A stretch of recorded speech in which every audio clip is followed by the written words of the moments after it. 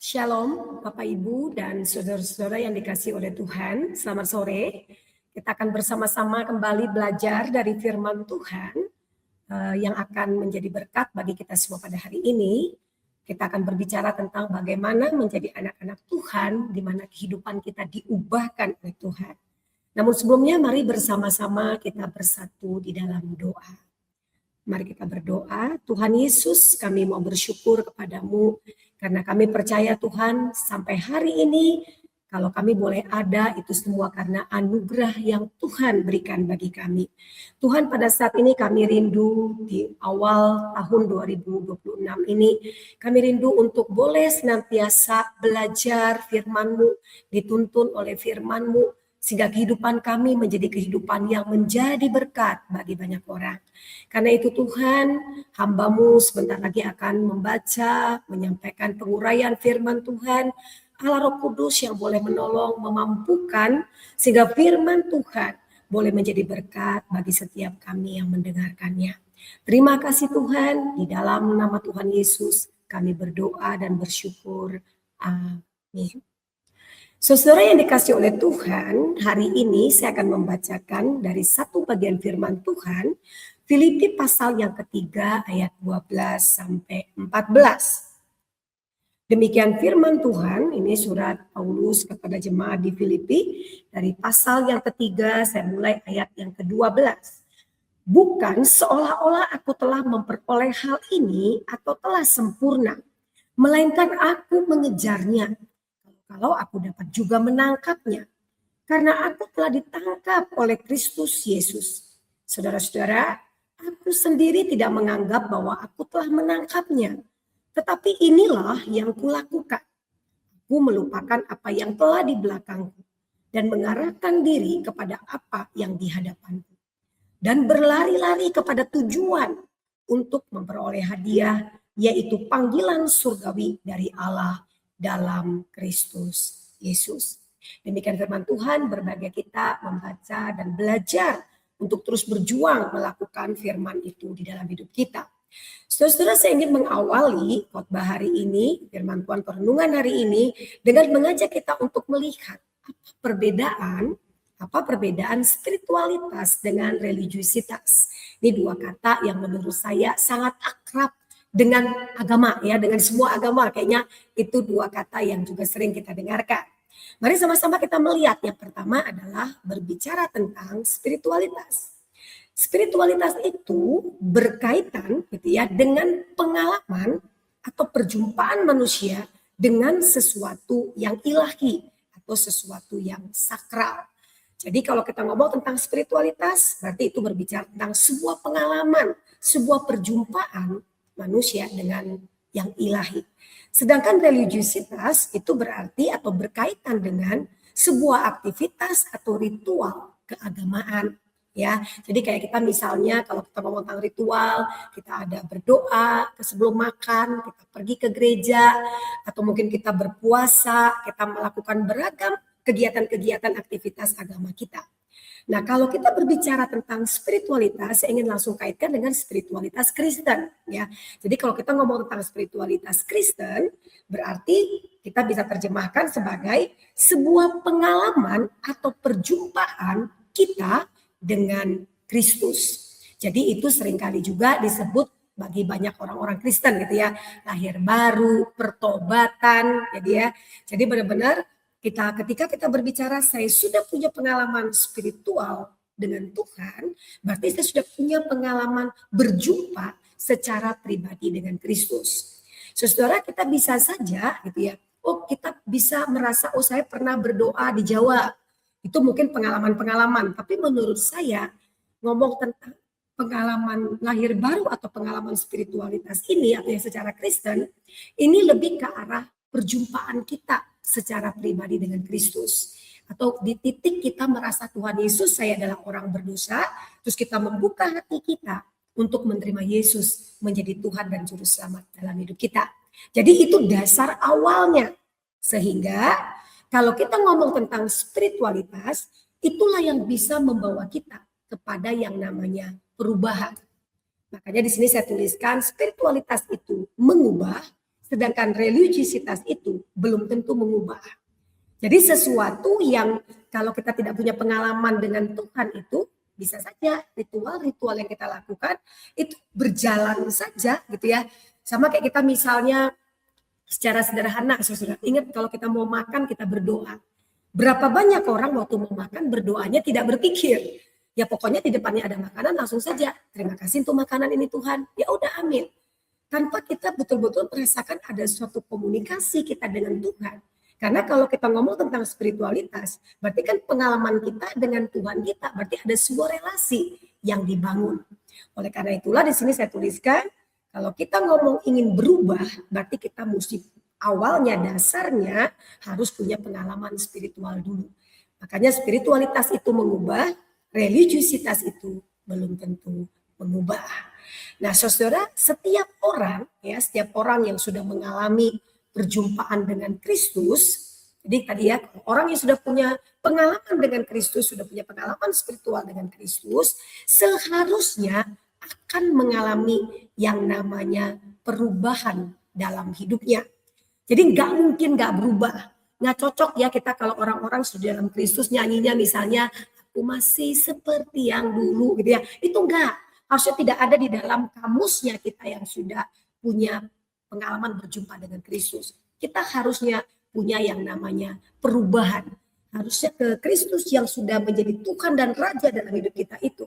Harusnya Tuhan akan mengubah kehidupan kita. Mengapa? Gitu ya. Nah di sini mungkin ada banyak jawaban, tapi saya cuma mengambil satu poin ya untuk menjawab mengapa orang yang sudah mengalami perjumpaan dengan Kristus harusnya mengalami perubahan. Di sini saya tuliskan karena mengalami perubahan itu adalah panggilan kita orang-orang yang percaya kepada Kristus. Jadi kalau ya kita baca Roma 12 ayat 1 itu kan ngomongin tuh tentang kita yang sudah mempersembahkan hidup kita, mempersembahkan diri kita sebagai persembahan yang hidup, yang kudus, yang suci gitu ya, yang berkenan kepada Tuhan. Maka Roma 12 ayat 2 gitu ya, firman Tuhan mengatakan, janganlah kamu menjadi serupa. Janganlah kamu menjadi sama dengan dunia ini, tetapi berubahlah oleh pembaruan budimu, sehingga kamu dapat membedakan mana kehendak Allah, apa yang baik, yang berkenan kepadanya, dan yang sempurna. Jadi jelas sekali dikatakan, berarti kalau kita sudah mengalami perjumpaan dengan Kristus, harusnya kita juga punya panggilan untuk tidak menjadi sama dengan dunia. Nah, persoalannya adalah waktu kita percaya kepada Kristus, kita kan gak langsung baik. Kita kan gak langsung kudus gitu ya. Kita kan gak langsung suci. Nah itu butuh proses ya yang harus terus menerus kita jalani, kita alami, kita lakukan bersama dengan Tuhan untuk menjadi semakin hari tidak menjadi sama seperti dunia, tetapi semakin hari kita seharusnya menjadi sama seperti Kristus. Nah oleh karena itu saya memberikan kesimpulan satu ya. Jadi dari pembahasan pertama ini ada kesimpulan pertamanya ya. Kesimpulan pertama adalah hidup kita yang diubahkan. Kan dengan jelas ya dikatakan kita nggak boleh jadi sama nih seperti dunia. Mengapa kita harus mengalami atau kita berubah? Karena hidup yang kita yang diubahkan itu akan menjadi kesaksian bagi sesama kita. Saya mendengarkan sharing dari seorang rekan saya yang melayani di sebuah negara. Seorang misionaris ya, dia melayani, terus dia menceritakan, dia bersyukur karena ada banyak orang tua yang tadinya sangat menentang tentang ajaran kekristenan di tempat tersebut, tiba-tiba bisa begitu terbuka. Terus dikatakan dia menceritakan apa penyebabnya. Karena ternyata anak-anak mereka yang sudah lebih dulu percaya kepada Kristus ini, jadi ada yang mereka anak-anak muda yang diinjili terus mereka percaya kepada Kristus, terus dikatakan mereka mengalami yang namanya perubahan. Sehingga orang tua tuh merasa kayak, anakku berubah. Jadi kita bisa bayangkan sebagai kita orang-orang yang di dalam Tuhan, yang menurut saya juga sekarang ini gampang kita berkata kita adalah orang Kristen. Tapi itu akan menjadi tidak penting ketika orang tidak bisa melihat ada perubahan di dalam hidup kita. Jadi kita di sini saya tuliskan hidup yang diubahkan itu menjadi kesaksian bagi sesama kita. Nah sama nanti misalnya banyak anak-anak remaja, anak sekolah. Saya suka tanya kepada mereka kadang tidak sedikit mereka bilang, wah saya pengen menjadi orang yang gak percaya Tuhan saja Miss atau Bu. Atau Kak, kenapa? Salah satu penyebabnya adalah itu saya punya orang tua sangat aktif di gereja, tapi kenyataannya apa? Kenyataannya hidup mereka itu nggak lebih baik dari mereka yang memang kayak keluarga teman saya, bahkan orang tuanya nggak pernah ke gereja, jarang ke gereja, tapi bagus tuh, baik tuh gitu ya. Dari situ dikatakan bahwa ada kesaksian yang bagi mungkin bagi anak-anak ini yang merasa kayak ini nggak ada kesaksian yang hidup. Jadi mungkin mereka ngelihat orang-orang yang katanya begitu aktif dalam kegiatan-kegiatan rohani, kegiatan lagi ya, maka tadi saya buka dengan hati-hati. Kita bisa melakukan hal-hal yang berkaitan dengan aktivitas-aktivitas rohani, tapi itu menjadi tidak berguna kalau itu tidak mengubah kehidupan kita. Nah, padahal kehidupan yang diubahkan ini sebetulnya lagi menjadi alat Tuhan untuk bisa membawa orang melihat Kristus dalam hidup kita. Kemudian hidup yang diubahkan itu akan dipakai Tuhan untuk mengubahkan sesama kita. Makanya waktu diceritakan itu ketika anak-anak yang sudah bertobat itu berubah, ternyata itu juga mengubah orang tua mereka terhadap mungkin pemikiran mereka terhadap kekristenan. Yang mungkin selama ini bisa saja mereka tidak terlalu berpikir positif. Tapi ketika lihat ada perubahan dalam diri anak-anaknya, akhirnya itu bisa mempengaruhi mereka juga gitu ya. Lepas dari mungkin mereka juga bukan orang yang percaya kepada Kristus, tetapi membuat mereka mulai bisa menerima. Ya, jadi alangkah baiknya ini menjadi refleksi bagi kita untuk di tahun 2026 ini ya, saya nggak tahu 2025 mungkin kita lakukan evaluasi bagaimana apakah betul kita bilang aku berubah di dalam Kristus itu, apakah orang bisa melihat perubahan itu di dalam diri kita. Jadi di sini saya menyimpulkan penting bagi kita gitu ya untuk berubah, untuk diubahkan oleh Tuhan. Karena dengan itu kita menjadi saksi, dengan itu Tuhan bisa pakai kita mengubahkan sesama kita. Nah, kemudian kita masuk dalam perenungan selanjutnya, gitu ya. Tadi mengapa, gitu ya. Nah, kemudian yang kedua, yang selanjutnya adalah setiap orang yang sudah mengalami perjumpaan dengan Kristus seharusnya akan mengalami perubahan dalam hidupnya. Bagaimana? Ya, jadi sekarang ini lebih ke arah bagaimana nih harusnya gitu ya. Nah, kita akan belajar dari Filipi pasal yang ketiga tadi. Kita belajar dari surat Paulus kepada jemaat di Filipi. Ada beberapa poin. Poin pertama adalah kita perlu. Jadi kalau kita agar hidup kita bisa diubahkan oleh Tuhan, penting sekali bagi kita untuk memiliki yang namanya kerendahan hati. Jadi kita butuh rendah hati. Karena biasanya orang yang tinggi hati atau orang yang tidak rendah hati, ya orang yang sombong, orang yang tinggi hati, dia nggak akan bisa lihat bahwa ada sesuatu yang kurang di dalam dirinya. Di sini saya tuliskan, miliki kerendahan hati untuk menyadari kalau kita tidak sempurna. Ya, kan setelah manusia jatuh ke dalam dosa, kita nggak ada lagi yang sempurna. Tetapi kita proses untuk terus semakin hari, semakin berubah, semakin kita menjadi sempurna serupa dengan Kristus. Itu proses. Makanya saya ingat ya lagu sekolah minggu ya, sedikit demi sedikit, tahu lagu itu ya, tiap hari tiap sifat Yesus mengubahku. Kita tahu di situ kita dalam OTW ya, atau dalam perjalanan kita diubahkan oleh Tuhan menjadi sempurna itu sedikit demi sedikit. Karena itu penting kita memiliki yang namanya kerendahan hati. Nah, Paulus juga sadar. Dengan kerendahan hatinya Paulus sadar bahwa dia tidak sempurna. Makanya di ayat 12 Paulus bilang begini ya, firman Tuhan dari Filipi pasal yang ke-3 tadi ayat 12 berkata gini, bukan seolah-olah aku telah memperoleh hal ini atau telah sempurna gitu ya, melainkan aku mengejarnya. Jadi Paulus kita bisa bayangkan Rasul Paulus seorang yang luar biasa dipakai oleh Tuhan. Pengalaman perjumpaan pada waktu dia menuju Damsik dengan luar biasa Tuhan berbicara kepada dia. Dia punya banyak sekali pengalaman dan kita tahu dengan jelas surat Filipi ini juga ditulis pada posisi Paulus ada di penjara.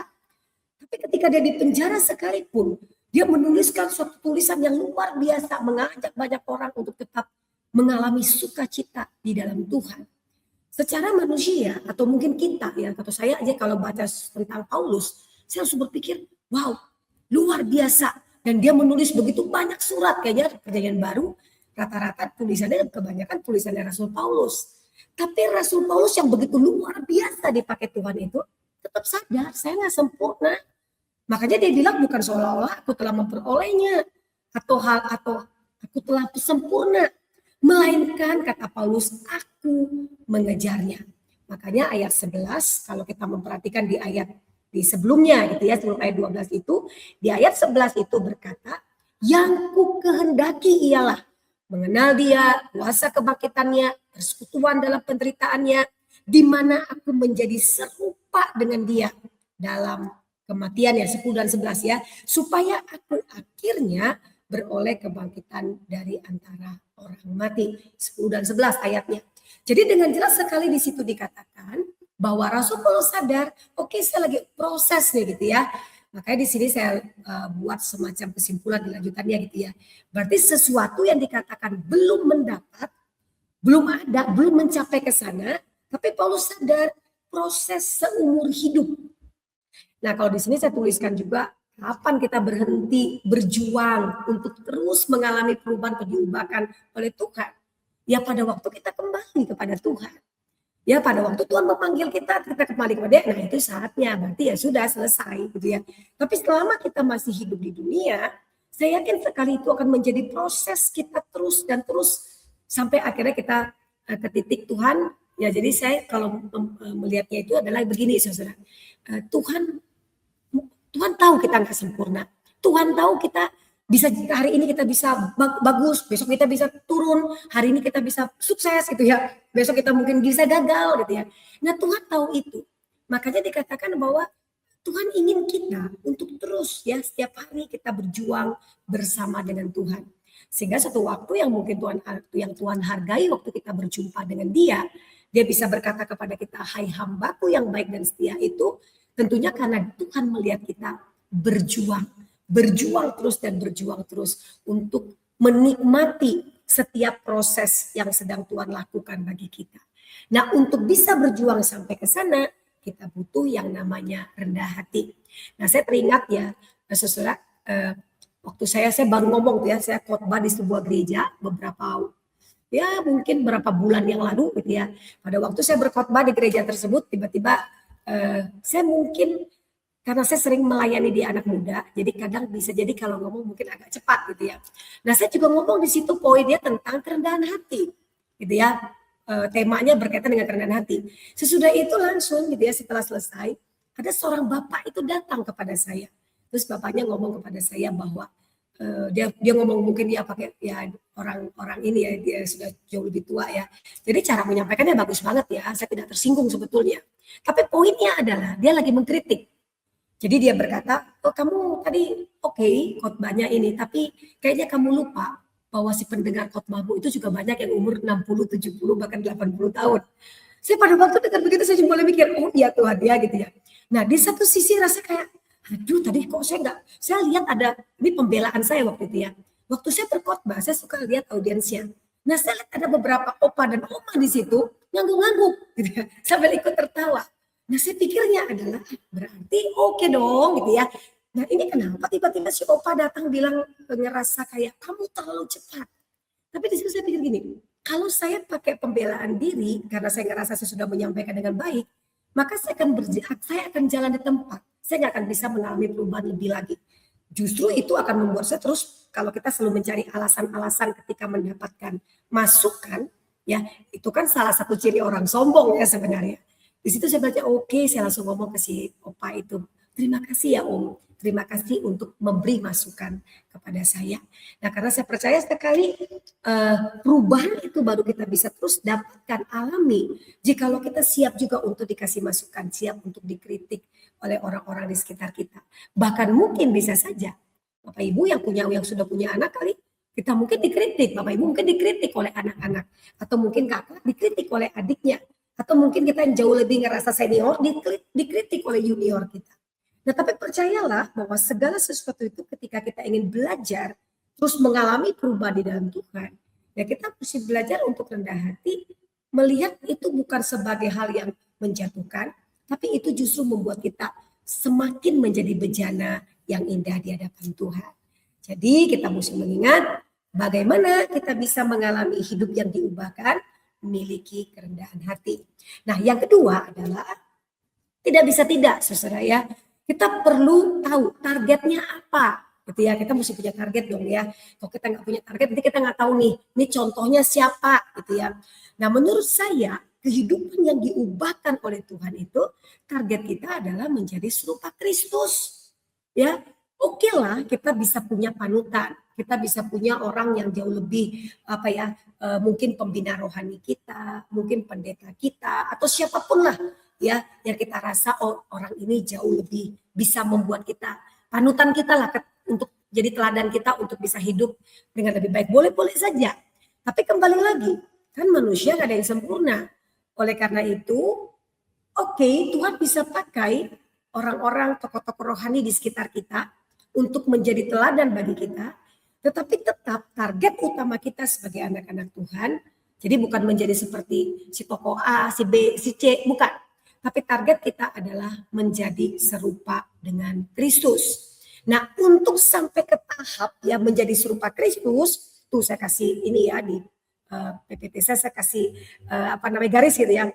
Pastikan kita sudah di dalam Kristus. Jadi nggak mungkin kita bisa nyanyikan lagu "Ku mau sepertimu Yesus" gitu ya. Nggak mungkin kita bisa lakukan itu kalau kita belum di dalam Kristus. Tapi saya menyimpulkan saat ini gitu ya, saya mendengar semua adalah orang-orang yang sudah di dalam Kristus gitu ya. Nah kalau kita sudah di dalam Kristus, maka kita akan bisa berkata berarti target saya menjadi serupa dengan Kristus. Nah di sini ayat 12D dari pasal yang ketiga Filipi tadi, Paulus bilang, karena aku pun telah ditangkap oleh Kristus Yesus. Jadi dia di situ dikatakan bagaimana dia juga Paulus juga merasakan bagaimana ditangkap oleh Kristus dan dia berkata juga dalam terjemahan yang lain gitu ya, karena aku adalah miliknya Kristus. Aku ditangkap oleh Kristus, aku miliknya Kristus, maka targetku adalah kembali untuk menjadi serupa dengan Kristus. Manusia diciptakan menurut gambar dan rupa Allah. Berarti kita cerminan Allah. Berarti kalau sekarang kita bilang berarti kita cerminan Kristus. Nah, Filipi 3, 10 dan 11 tadi yang saya sudah sempat bacakan. Di sini saya bacakan ulang gitu ya. Yang kukehendaki ialah mengenal Dia, kuasa kebangkitannya, persekutuan di dalam penderitaannya, menjadi serupa dengan Dia dalam kematiannya, supaya aku akhirnya beroleh kebangkitan dari antara orang mati. Nah kemudian ini terjemahan baru edisi kedua. Saya coba bacakan yang edisi Alkitab mudah dibaca gitu ya. Nah kita akan lihat sebenarnya hampir-hampir sama sih, tapi ada yang lebih lebih mudah kita mungkin ya kita pahami. Makanya AMD Alkitab mudah dibaca gitu ya. Nah semua yang aku inginkan adalah mengenal Kristus dan kuasa kebangkitannya dan mengambil bagian dalam penderitaannya. Aku ingin menjadi seperti Dia, bahkan di dalam kematiannya. Maka harapan kalau aku sendiri pun akan dibangkitkan dari kematian. Jadi kalau kita lihat di sini adalah yang tadi yang kukehendaki mengenal Dia, yang di sini ada yang aku inginkan, gitu ya, semua yang aku inginkan. Jadi semua yang kita mau. Kenapa? Karena hidup kita memang tentang Tuhan dan adalah untuk Tuhan, gitu ya. Dari Tuhan untuk Tuhan. Itu jelas sekali, banyak sekali ayat-ayat di dalam Alkitab yang mengajak kita untuk terus mengingatkan kita. Kita manusia, kita anak-anak Tuhan, kita orang-orang Kristen, jangan lupa hidup ini bukan tentang kita. Hidup ini adalah tentang Tuhan. Nah, kemudian satu ayat lagi ya yang berkaitan dengan target menjadi serupa Kristus. Roma 8 ayatnya yang ke-29. Firman Tuhan ini mengatakan gitu ya, semua orang yang dipilihnya. Jadi saudara-saudara, kita bersyukur loh ya. Biasanya ya saya kapan hari itu sempat berkhotbah di sebuah gereja, temanya Yesus influencer sejati ya. Nah, saya mulai memikirkan waktu saya mempersiapkan khotbah itu, saya mikirnya adalah iya ya, berbicara tentang influencer, perbedaan Yesus sebagai influencer dengan ya di dunia orang-orang ya saat ini dengan kata influencer banyak yang anak muda sekarang cita-citanya mau jadi influencer semua. Ada satu hal yang cukup menarik. Influencer biasanya di follow, betul ya. Jadi kan kita yang follow tuh si orang yang kita idolakan itu, gitu ya. Tapi yang luar biasanya Yesus sebagai influencer, Yesus loh yang memilih kita. Bisa kebayang nggak? Jadi Yesus yang memilih kita. Makanya dikatakan di sini sebab semua orang yang dipilihnya dari semula, gitu ya, mereka juga ditentukannya dari semula untuk menjadi serupa dengan gambar anaknya, supaya ia anaknya itu menjadi yang sulung di antara banyak saudara. Jadi kalau kita memperhatikan di sini dengan jelas, bagian firman Tuhan ini mengingatkan kita bagaimana kita itu orang-orang yang dipilih Tuhan. Makanya dari awal tadi saya sudah mengarahkan ke situ, saudara ya. Berarti kalau kita sudah dalam Tuhan, sudah percaya Tuhan, anak Tuhan, pengikut Tuhan, apapun lah istilahnya gitu ya. Nah harusnya kita sudah tahu nih, oh target saya menjadi serupa dengan Kristus. Nah kalau kita ngomong tentang, oh saya pengen menjadi anak-anak Tuhan yang mengalami perubahan di dalam Tuhan, berarti ya sudah, kita harus memikirkan nih bagaimana kita semakin hari menjadi serupa dengan dia. Nah, satu makna yang sama yang juga diulangi dari Filipi 3 ayat 14. Ya, Filipi 4 ayat 13 ini berkata, ya Paulus bilang gini, dan berlari-lari kepada tujuan untuk memperoleh hadiah, yaitu panggilan surgawi dari Allah dalam Kristus Yesus. Jadi kita dengan jelas sekali bahwa tujuan kita, target kita menjadi serupa Kristus, dan tujuan kita nanti, ya nanti pada waktu kita berjumpa dengan Kristus. Dan mungkin juga hal yang sangat memberi sukacita bagi kita, ketika Tuhan juga mengatakan, waktu kita bertemu dengan Tuhan, hai kamu hambaku yang baik dan setia, mari bersama dengan aku, gitu ya. Itu adalah kebahagiaan kita. Nah, saya percaya sekali yang Tuhan juga lihat adalah bagaimana kita sebagai anak-anak Tuhan berjuang untuk itu, ya. Jadi mari sama-sama kita di dalam Tuhan, kita mencoba Tuhan, saya ingin ya, gak hanya sebuah lagu di gereja, mau atau semuku mau sepertimu Yesus, ada lagi lagu ya hidupku gak akan sama. Banyak sekali dalam rohani yang bisa kita lihat. Tapi jangan sampai hanya jadi sebuah lagu. Tapi kita betul-betul rindu Tuhan, aku ingin diubahkan sehingga orang-orang di sekitarku bisa melihat perubahan itu. Nah, kemudian gitu ya. Jadi sudah poin pertama tadi kita sudah melihat ya bagaimana kita bagaimana caranya tadi ya punya kerendahan hati. Terus tadi yang kedua bagaimana kita target kita menjadi serupa Kristus. Nah kemudian yang ketiga adalah mari sama-sama gitu ya, kita belajar menghargai setiap perubahan yang kita alami ya. Karena tidak sedikit juga ya, saya kalau dengar sharing orang-orang yang lagi berjuang untuk mengalami kehidupan yang diubahkan Tuhan dalam hal karakter misalnya gitu ya. Seringkali mereka juga akhirnya sampai gini nih, aku sudah mencoba untuk baik, tapi tetap tuh nggak baik tuh gitu. Jadi ngerasa kayak, aduh kerasa itu sudah nggak bisa, nggak mampu gitu ya. Nah oleh karena itu kayaknya penting juga tuh bagi kita untuk kayak oke nih ya, ketika hari ini nih, misal ya bukunya Rick Warren kalau saya tidak salah ya, yang The Purpose Driven Life itu ya, hidup yang digerakkan oleh tujuan itu. Saya ingat ada satu bagian yang dia menjelaskan tentang kesuksesan, arti sukses anak Tuhan. Kalau nggak salah di pengertiannya kurang lebih begini. Jadi sukses bagi kita anak Tuhan adalah pada saat kita, misalnya kita bangun pagi sampai kita tidur malam ya, waktu kita mau tidur malam kita berdoa itu, terus kita kayak lakukan refleksi lagi dan kita ngelihat, sepanjang hari ini saya hidup saya sesuai itu dengan firman Tuhan. Sepanjang hari ini, aduh tadi saya sudah mau marah, tapi nggak jadi marah, misalnya gitu ya. Tadi itu saya rasa sudah pengen, kita pengen mungkin ngelakuin sesuatu yang begitu, karena kita mungkin merasa ada orang yang begitu menjengkelkan, tapi kita langsung bisa kayak, menenangkan hati kita, bahkan memaafkan dia.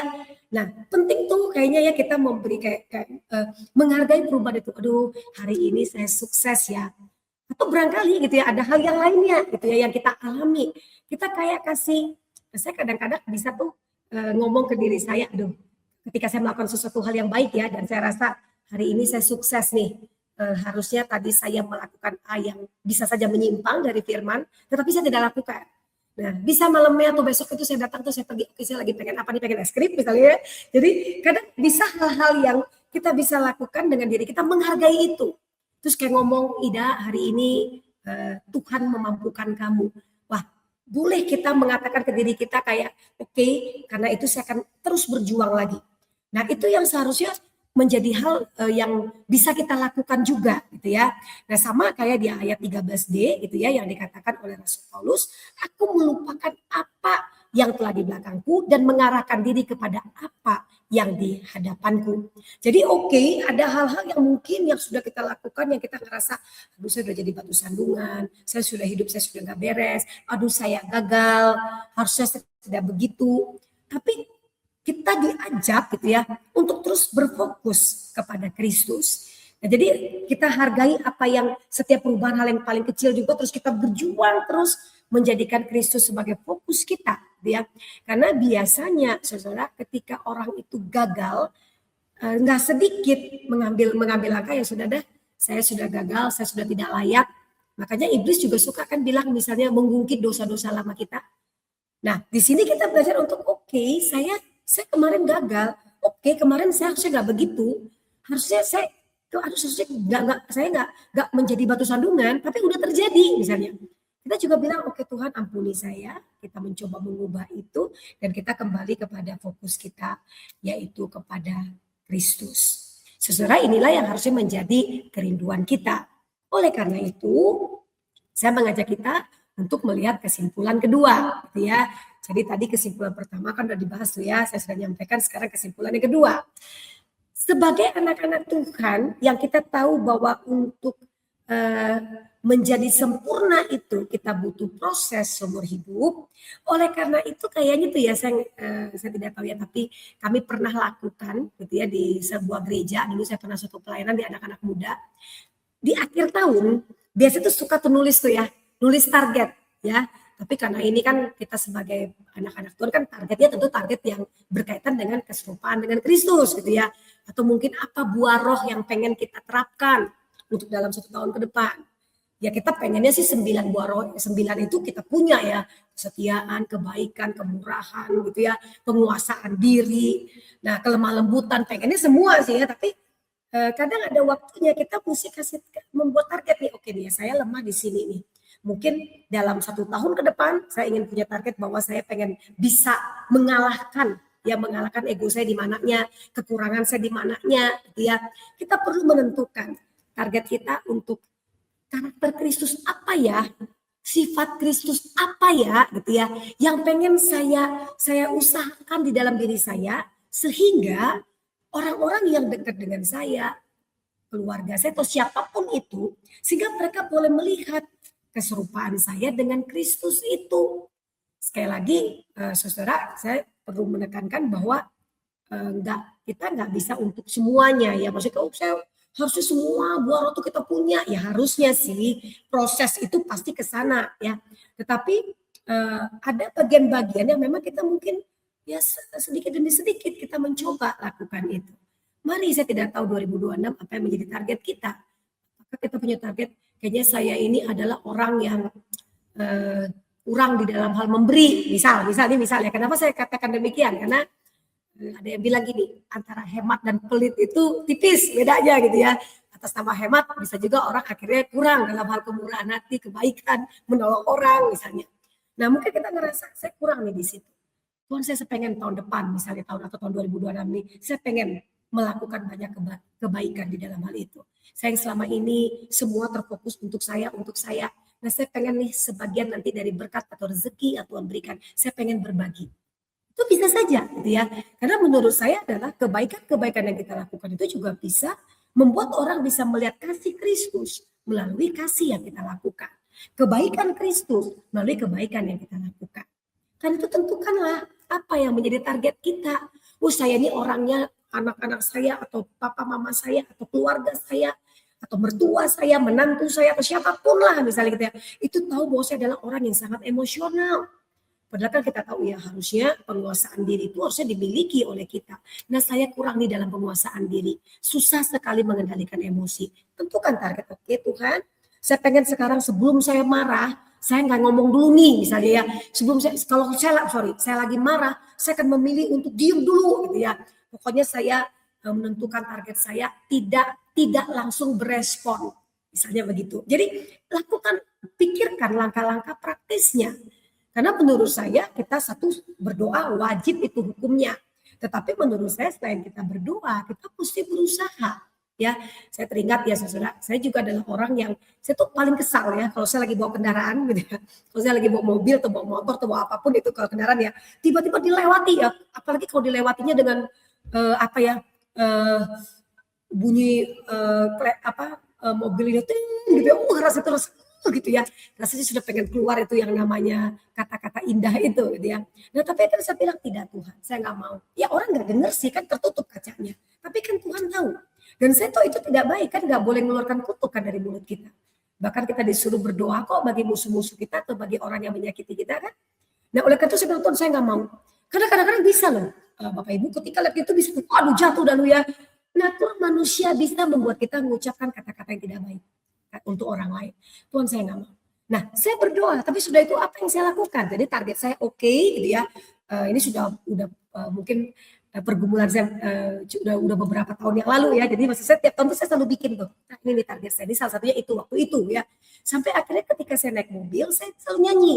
Ya, nggak selamanya saya bunyi apa ya pakai dengarkan musik tidak, tapi saya nyanyi sendiri bisa saja.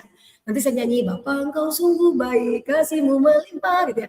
Lagi bawa tiba-tiba beberapa kali Tuhan izinkan lagi nyanyi itu sih orang-orang yang nggak mikir tuh ya, nggak pakai etika kalau bawa kendaraan juga bisa gitu. Rasa itu sudah pengen marah tapi nggak bisa. Kenapa? Karena yang muncul adalah menaikkan syukurku. Sesudah itu saya belajar bahwa iya ya. Jadi untuk terhadap satu kelemahan saja kita nggak segampang itu untuk berubah. Itulah yang membuat saya selalu berpikir, saya berharap orang sabar melihat perubahan saya. Dan saya juga belajar sabar untuk melihat perubahan orang-orang di sekitar saya. Nah itu harusnya menjadi ini kita ya, kerinduan kita. Jadi mari sama-sama ya, saya tidak tahu, tentukan tiap kita bisa berbeda. Ada yang sudah oke di sini belum, ada yang oke di sana, di situ belum gitu ya. Silakan saja tentukan target ya. Jadi bukan hanya kita sebagai pengusaha, sebagai pekerja ya, bisnis lah atau karyawan, bukan hanya itu yang punya target. Di dalam Kristus, menjadi serupa Kristus, kita juga mesti menentukan target kita. Yang kedua, lakukan evaluasi. Nah, saya pakai kata istilah di situ adalah GPS ya. GPS kan bukan ini ya, artinya adalah gunakan, biasanya saya suka pakai istilah gini nih. GPS itu gunakan penduduk sekitar. Maksud saya adalah kita bisa lakukan yang menjadi GPS kita, orang yang dekat dengan kita. Kalau di tempat kerja, ya udah siapa bawahan kita, atasan kita, atau siapapun di dekat kita, keluarga kita, kakak, adik, om, tante, dan siapapun pokoknya yang cukup dekat dengan kita. Atau mungkin itu teman-teman kita, ya teman-teman kita, tetangga-tetangga kita, ya tetangga mungkin nggak tahu ya tergantung dekatnya seberapa ya. Tapi kita perlu salah satu cara kita melakukan evaluasi adalah masukan dari orang-orang yang ada di dekat kita. Dan menurut saya salah satu yang cukup kuat adalah keluarga. Bapak Ibu pernah nggak sih kita mungkin ya atau mungkin orang tua ngomong ke anaknya, nah menurut kamu setelah 1 tahun ini di tahun Januari 2025 sampai Desember 2025 akhir, nah menurut kamu mama berubah di mana, papa berubah di mana, opa berubah di mana, misalnya kalau kita sudah punya cucu ya, atau mungkin saya sebagai anak berubah di mana papa mama. Apakah kita pernah lakukan itu? Sehingga karena orang yang paling tahu tentang perubahan kita adalah orang yang sangat dekat dengan kita. Kok di gereja mah menurut saya ya apa ya, kecuali di gereja itu kita betul-betul ya terlibat banyak pelayanan. Kita sudah dekat sekali dan kita sudah jadi orang yang tidak lagi kayak menutupi. Nah, karena kalau di gereja kan gini nih, oke jam 7 pagi misalnya ya, hari Minggu jam 7 pagi sampai jam berapa? Jam 11, jam 12 siang, atau jam 1 atau jam 2, capek kan cuma 1 hari saja. Kalaupun kita ada persekutuan doa, paling 1-2 jam. Oke lah 3 jam. Nah tapi sudah itu kan baik-baik kan. Nah kita bisa saja nutupi karakter kita yang mungkin gak bagus itu. Tetapi yang selalu ada dekat kita 24 jam lah istilahnya. Yang kita dari bangun pagi, itu kan adalah orang-orang yang dekat dengan kita, keluarga-keluarga kita. Jadi kayaknya perlu tuh evaluasi bisa dilakukan dengan, ya udah tanyakan kepada mereka. Apakah ada hal yang kamu ngerasa bahwa harusnya mama nggak begitu, harusnya papa nggak begitu, harusnya kakak nggak begitu, harusnya adik nggak begitu, harusnya saya nggak begitu, harusnya kamu nggak begitu, misalnya gitu ya. Nah itu akan menolong kita karena saudara, saya menemukannya tidak sedikit ya Tidak sedikit orang yang saya waktu ngobrol itu justru yang menjadi batu sandungan dia di dalam mengikut Kristus adalah orang-orang terdekatnya. Satu kali saya juga pernah hadir di sebuah acara ibadah penutupan peti ya, kalau saya nggak salah ya, penutupan peti. Pada waktu pendetanya lagi berkhotbah mulai oh Bapak ya, dia bilang Bapak ini sangat mengasihi Tuhan, pokoknya positif banget ngomongin tentang yang meninggal ini. Dan saya begitu kaget ketika tiba-tiba di belakang itu tiba-tiba ada beberapa orang, saya yakin itu keluarga karena pakai baju putih-putih itu ya. Biasanya kalau berduka kan keluarga baju putih-putih rata-rata. Nah, terus mereka ngomong, oh, apa sih? Mana dia kayak gitu? Jadi dilawan. Jadi pendeta ini ngomong yang begitu positif tentang yang meninggal, ini kayaknya ngomongin, ih dia nggak begitu. Pada waktu saya pikir gitu, saya cuma mikir gini, saya langsung pikirkan, satu waktu ya kalau saya mati ya, kalau saya bisa dengar nih, semua orang yang ngomong di sekitar peti mati saya, gitu ya, saya kira-kira akan mendengarkan kalimat apa. Kalau orang yang cuma mungkin mengenal saya sebagai saya berkhotbah, yang ketemu saya cuma di gereja dalam satu kali, belum tentu juga sekali seminggu misalnya ya, mungkin mereka nggak tahu. Tapi orang-orang yang tiap hari bersama dengan saya, gitu ya, atau mungkin orang-orang saya layani para mahasiswa kalau saya lagi mengajar, apakah orang-orang di sekitar saya ini bisa akan melihat, aduh, Ibu Ida, penginjil Ida, Kak Ida, Cik Ida, atau apapun lagi dia memanggil saya misalnya gitu ya. Apakah dia bisa melihat bahwa wah, ini seorang yang sangat mencerminkan Kristus. Nah, jadi itulah sebabnya kenapa kita perlu. Itu yang saya lakukan apa? Untuk lakukan evaluasi. Kalau saya di awal mengajar gitu ya, saya selalu bilang kepada para mahasiswa saya sangat senang kalau kamu menyampaikan ketika kamu tahu nih ada sesuatu kata yang saya tidak tepat, kamu langsung ngomong kepada saya. Boleh. Lewat WA boleh, ngomong langsung boleh, nggak akan mempengaruhi nilai. Saya bilang demikian. Karena kadang saya sadar, kalau saya kayak saya mengajar, kadang untuk menciptakan agak supaya ada canda-candanya gitu misalnya ya. Kadang bisa saja saya mengucapkan kalimat yang justru candaan itu menjatuhkan salah satu anak atau mahasiswa di kelas. Bisa saja. Mungkin maksud saya guyon lagi kayak kamu nih, misalnya saya ingat sekali itu waktu awal-awal saya mengajar ya 2009 ya, saya pernah ngomong kepada satu mahasiswa gitu ya. Nah ini anak ini nih seperti, jadi kami lagi nonton film, di film itu ada satu anak yang agak rada nggak, pokoknya ngejelek lah gitu ya. Terus saya samakan si mahasiswa ini dengan anak itu. Ternyata ada yang mengamati dan dia bilang kepada saya, kok sebagai seorang dosen agama, kata dia, rasanya kurang tepat kalau Bu Ida memberi contoh negatif, walaupun itu mungkin maksudnya adalah bercanda. Nah, sesuatu waktu itu saya langsung pikir, oke, iya ya, saya langsung pikir, padahal tujuan saya itu sebenarnya nggak bermaksud menjatuhkan anak itu. Dan saya ngerasa juga sama anak itu saya deket. Nah, kalau deket kan nggak ada tujuan kan, harusnya gitu ya. Tapi di situ saya belajar, iya ya, untuk membuat suasana kelas menjadi ceria, menjadi bercanda, menjadi tidak kaku, kan tidak harus menjatuhkan orang lain misalnya. Nah, itu yang saya ingin katakan, saudara. Jadi masukan itu menolong kita untuk oke, saya nggak lagi nih. Saya lain kali nggak begitu. Jangan sampai nanti kata-kata saya yang saya cuma anggap bercanda-bercanda itu ternyata telah menjadi batu sandungan bagi orang-orang yang mendengarkannya. Nah, oleh karena itu lakukan evaluasi diri kita masing-masing lewat orang-orang di sekitar kita. Tanyakan kepada mereka, apa hal yang mungkin membuat orang-orang terluka dengan kita? Kata-kata apa yang mungkin membuat orang tidak nyaman dengan kita? Tindakan apa, perbuatan apa, supaya betul-betul kita semakin hari mengalami perubahan di dalam Tuhan itu, semakin hari orang akan melihat Kristus yang hidup itu di dalam diri kita. Nah, kemudian yang terakhir adalah, di sini saya tuliskan, nggak ada cara lain ya, sama kayak dibilang Tuhan, akulah pokok anggur, kamulah ranting-rantingnya. Nggak mungkin ranting itu bisa berbuah kalau dia tidak melekat dengan pokok anggur itu. Karena itu melekatlah terus dengan Tuhan. Karena ketika kita dekat dengan Tuhan, percayalah, kan kita waktu percaya Tuhan Yesus kan ada Roh Kudus dalam diri kita. Nah, sejauh mana kita percaya bahwa Roh Kudus yang akan menuntun kita. Nah, firman Tuhan yang juga ada yang berkata bahwa yang menghalangi kita untuk melihat, merasakan kehadiran Tuhan, itu adalah dosa.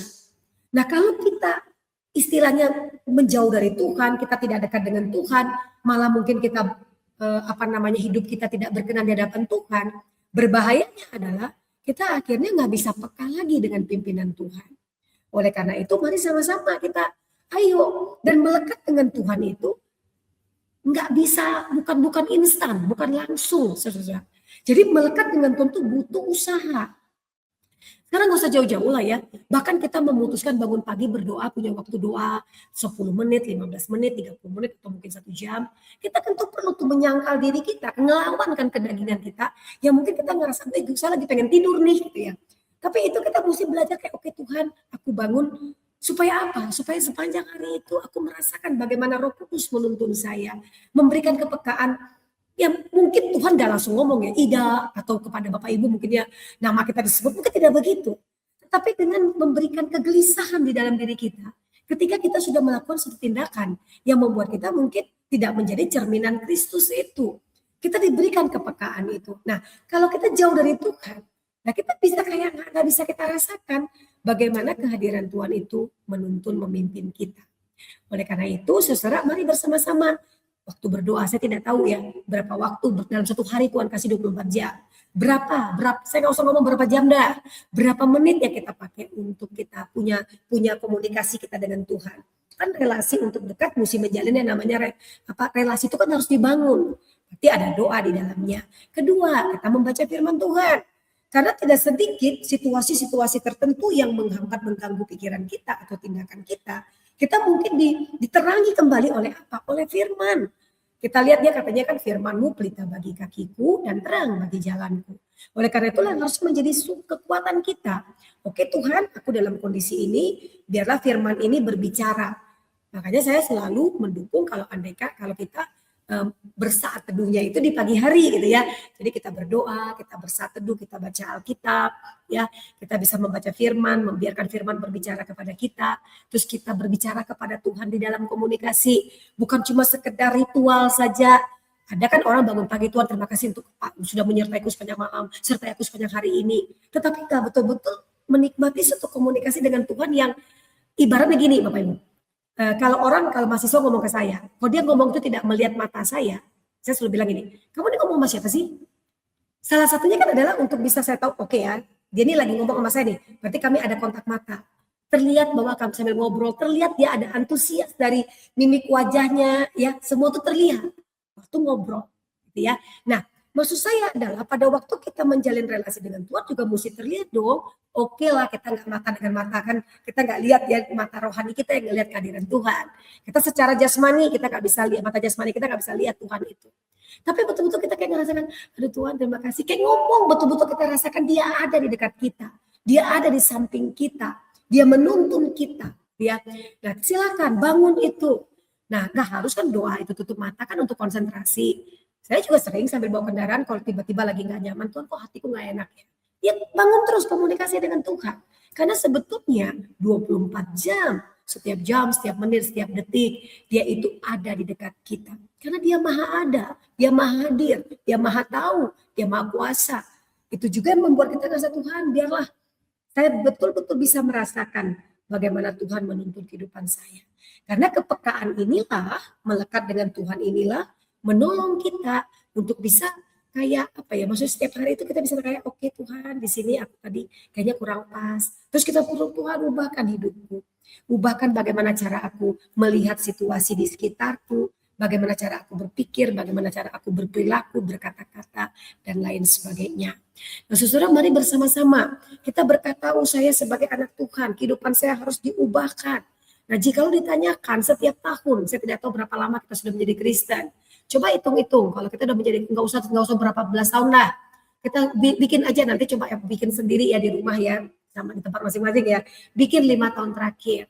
Coba bikin, misalnya kita balik ke tahun 2021 udah. 2021 ke 2022. Apa sih kehidupan yang diubahkan tuh yang mana? Terus 2022 ke 2023 yang mana? 2023 ke 2024 yang mana? Sampai nanti ke 2025 akhir. Nah, itu juga yang akan menjadi target kita ke 2026. Sehingga kita bisa menjadi anak-anak Tuhan yang berjuang bersama dengan Tuhan. Bagaimana kita mengalami pembaharuan hidup, bagaimana kita mengalami transformasi, kita diubah oleh Tuhan. Ya, itu adalah seharusnya menjadi kerinduan bagi kita setiap anak-anak Tuhan. Dan perjuangan itu akan berakhir saat kita kembali kepada Dia. Tapi selagi kita di dunia, mari kita berjuang bersama sehingga semua orang yang ada di sekitar kita, mereka bisa berkata, mereka bisa melihat ada Kristus yang hidup dalam diri kita, ada perubahan dalam diri kita. Akan kita rindu hidup kita menjadi kesaksian dan hidup kita bisa mengubahkan orang-orang di sekitar kita. Kiranya Tuhan menolong kita. Mari kita berdoa. Tuhan Yesus, tidak mudah bagi kami untuk berubah. Kami lemah, kami terbatas. Tapi kami percaya Tuhan bersama dengan Engkau. Tuhan sendiri yang akan memampukan kami. Karena itu kami hanya memohon belas kasihan-Mu untuk menolong kami. Agar di dalam kami menjalani di tahun 2026 ini, kami mulai menentukan target kami. Bagaimana kami rindu Tuhan menjadi orang-orang yang memiliki karakter serupa dengan Kristus. Kami juga bisa melakukan evaluasi dengan